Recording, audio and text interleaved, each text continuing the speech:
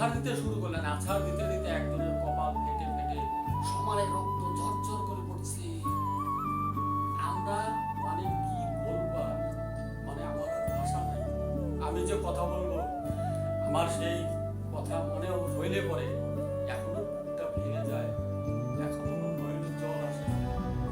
আপনাদেরকে বুঝাইতে পারবো না, এটা হচ্ছে আমার হৃদয়ের ভাষা।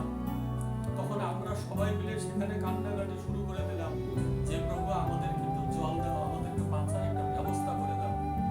এইভাবে সবাই তখন মাথা খুঁড়তে শুরু করলাম সেই পাথরে।